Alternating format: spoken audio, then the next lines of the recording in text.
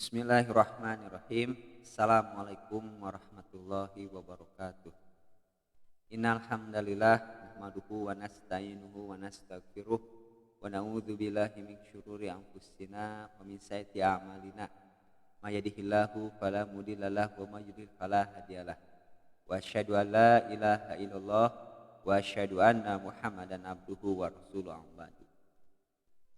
Alhamdulillah, tiada kata yang patut kita ucapkan selain bersyukur kepada Allah Subhanahu wa taala atas rahmatnya, atas nikmatnya, nikmat iman, nikmat Islam, sehingga pada kesempatan di pagi hari ini kita masih diberi kesempatan untuk melaksanakan kegiatan kajian Islam di sekolah.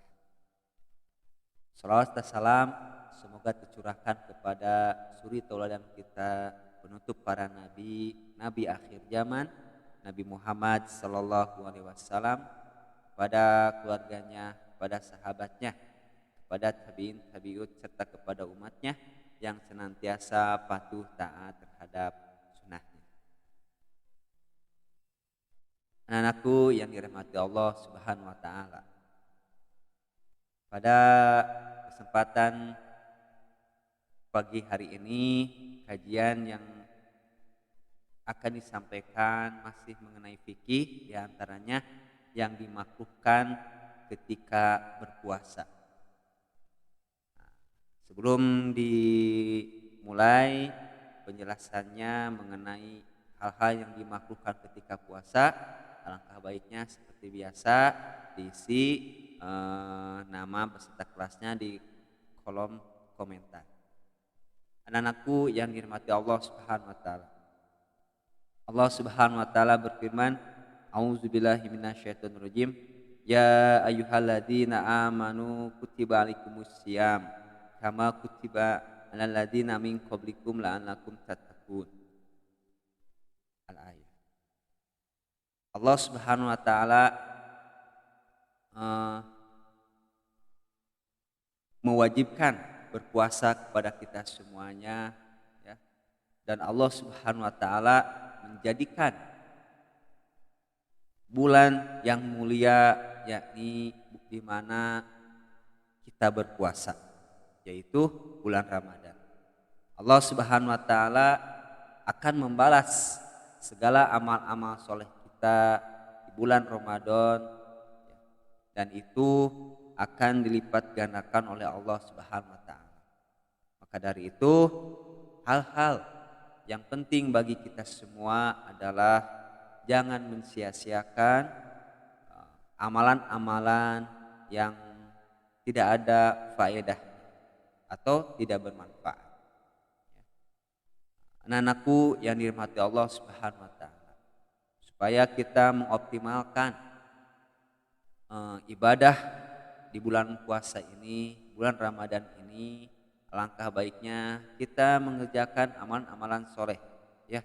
Yang mungkin diantaranya kita memperbaiki kualitas ibadah kita, sholat kita, diri kita, ya.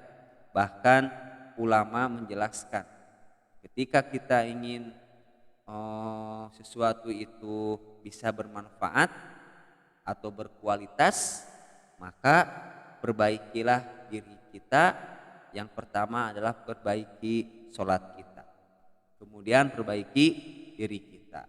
Insya Allah, Allah akan membimbing kita selama diniatkan karena Allah Subhanahu wa taala. Anak-anakku yang dirahmati Allah Subhanahu wa taala, ada perbuatan-perbuatan atau hal-hal yang dapat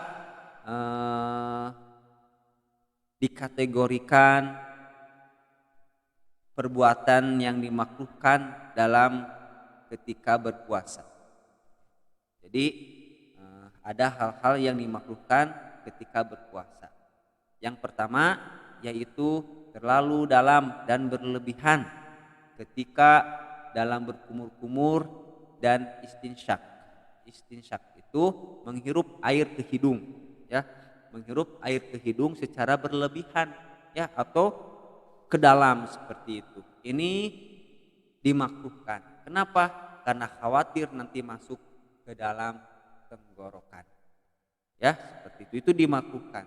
Jadi kalau seandainya kita berkumur-kumur atau memasukkan air ke dalam hidung istinsyak, maka kita melakukannya itu seperlunya. Ya, jadi jangan berlebih-lebihan. Kemudian yang kedua, puasa wisal. Apakah itu? Yaitu menyambung puasa selama 2 hari tanpa diselingi makan atau minum sama sekali. Ini perbuatan sama dimakruhkan, ya. Kalau berbuka kan, bahkan ketika dalam berpuasa harus menyegerakan. Ketika sudah terbenam matahari, maka harus menyegerakan berbuka. Seperti itu, ya. Apalagi ini yang dimakruhkan itu menggabungkan puasa selama 2 hari tanpa diselingi makan maupun minum. Ini dimakruhkan. Kemudian yang ketiga, mencicipi makanan tanpa ada kebutuhan, walaupun tidak masuk ke rongkongan. Ya, jadi ketika ada hidangan sudah masak semuanya, tinggal makan, kemudian dicicipi, itu kan tidak ada tidak ada kerjaan seperti itu, ya.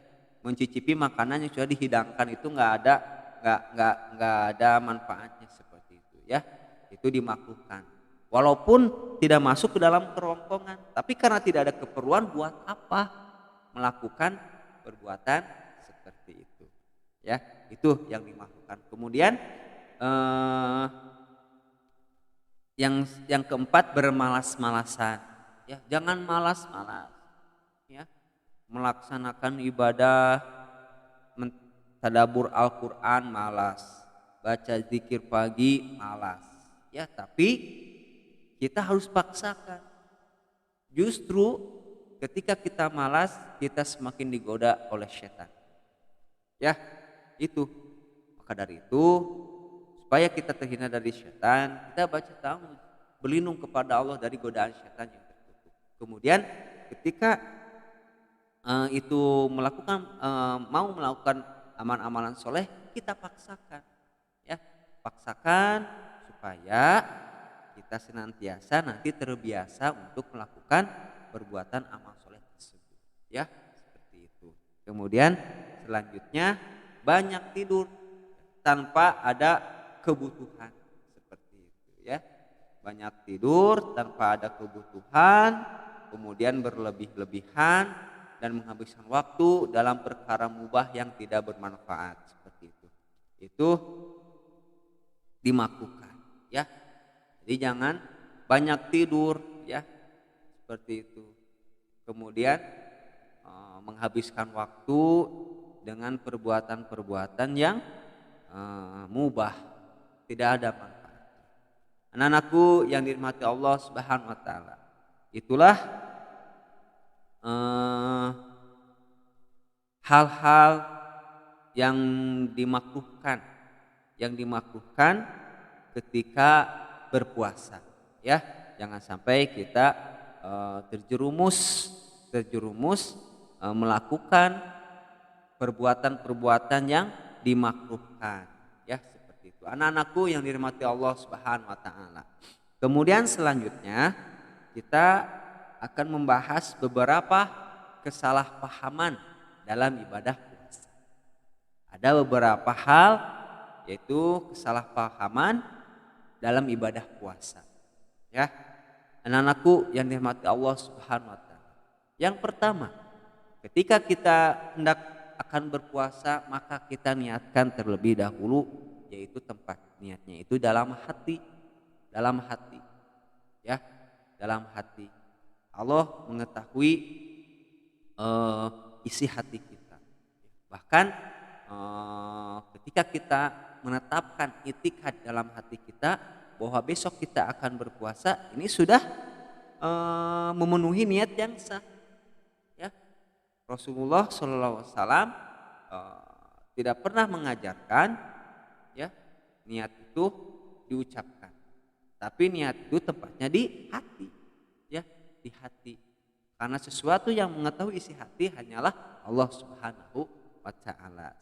Kemudian yang kedua, kesalahpahaman dalam berpuasa adalah berpuasa namun tidak melaksanakan sholat fardu. Bahaya, ya. Jangan sampai tidak melaksanakan sholat fardu, ya. Habis sahur ada waktu 10 menit lagi atau 15 menit lagi atau setengah jam lagi langsung tidur. Bangun-bangun jam 8, jam 9. Jangan seperti itu, ya. Ini kesalahpahamannya. Berpuasa namun tidak mengerjakan sholat fardu. Ini adalah kesalahan fatal. Kesalahan fatal, ya. Di antara juga perilaku sebagian orang yang makan sahur untuk berpuasa namun tidak bangun untuk sholat subuh, seperti itu, ya. Nah, di sini perhatikan, ya, bahwa ada ijma para ulama, ya, menjelaskan, ya, tentang kafirnya orang yang meninggalkan sholat fardu dengan sengaja, sehingga tidak ada faedahnya jika ia berpuasa jika statusnya kafir. Nah, seperti itu. Itu gambarannya seperti itu.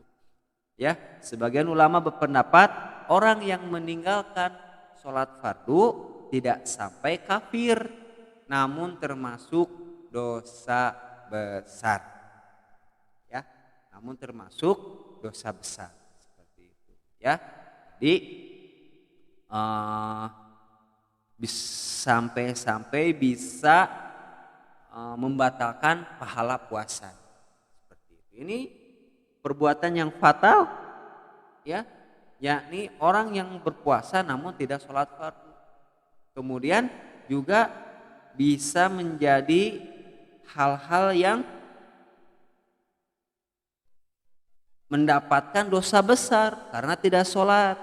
Kemudian bisa juga menghilangkan pahala puasa. Nah, ini, ya, nauzubillah min dzalik. Ini, ya. Jadi jangan sampai melakukan puasa tapi tidak sholat. Bapak mengingatkan sebagai guru di SMA Hanais Pamengpeuk, ya, mengingatkan melalui kajian Islam di sekolah ini bahwa kalian diwajibkan untuk melaksanakan sholat, ya. Jangan sampai kalian tidak melaksanakan sholat wajib, ya. Bapak secara pribadi dan mengatasnamakan sekolah, ya, menyampaikan bahwa yang pertama sholat fardu itu wajib dilaksanakan, ya. Kecuali perempuan yang haid, ini kecualinya, ya.